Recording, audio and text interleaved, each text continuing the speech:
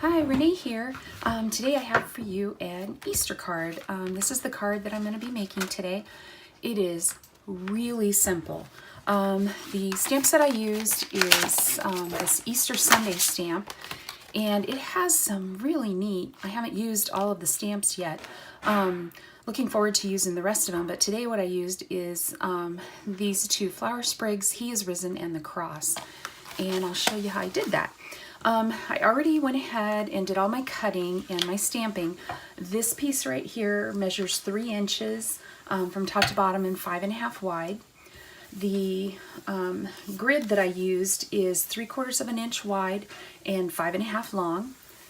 And then the pink that I used is 1/2 inch wide and 5.5 long. So it really doesn't take a lot of paper, but I think it gives you a really good look. And then this is the smallest of my circle dies, and it just fit the cross perfectly. So that's there for the little accent piece. So the coloring is really simple, so I thought I would just do it for you on camera. What I use is my shin hand marker, and this marker is, let's see, GY234. Let me make sure that's the right number. Yes, GY234. And I just use the fine point end. It also has the broad tip, but I just use the fine point end.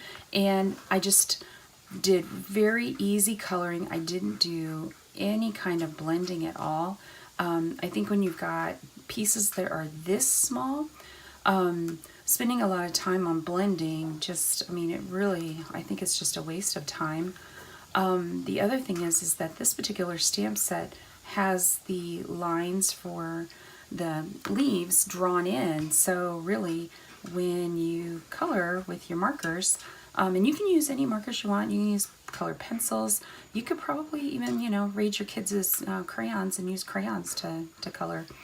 But when it has those lines in there, it kind of creates a shading for you.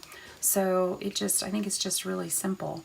So we'll do that, and then we'll do this pink color, and this one is RP198, and again I'm just going to use the fine tip point. When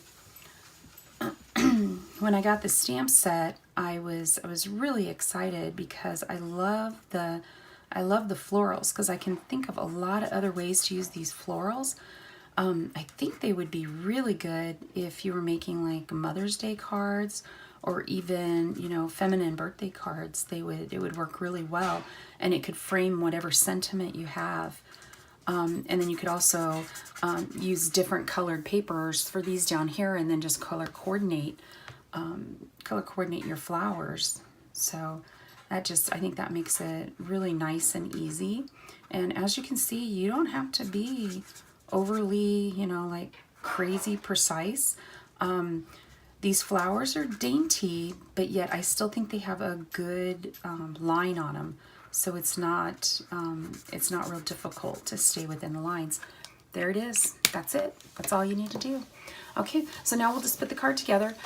This is just a regular A2 card base, and it's just going to be a bottom opening card. So we'll go ahead and get everything stuck down.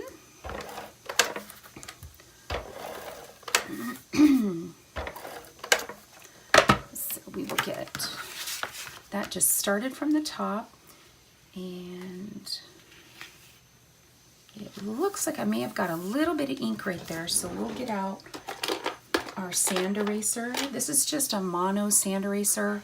You can find them in lots of places. I actually ordered mine on Amazon, because it's just easy. So you just erase a little bit, and you can't even tell that mark was over there. So I really like those sand erasers. They really help out. So then I would put the pink on next, and the pink has 2 sides. It has a dark and has a light. I personally like the light with this color of marker, but depending on what you do with yours, you can use any color you like, and then I would just coordinate the colored strip here with whatever color you did your flowers. I think it just ties it in real nice. And then we will just put on this light gray grid. And the other side of this paper is really pretty too with this polka dot, but I think that might be a little too overwhelming for the daintiness of the flowers. So, and then I'll just put this on. And then what I'm going to do is just flip it over and see how I have just a little bit too much. That, you know, it's really hard to get perfect cutting, but it's easy to fix. As you can see, we're just going to cut that little strip off. There we go. That's all gone. Put that in the trash. And then I'm just going to put the cross up on a little bit of foam dimensional.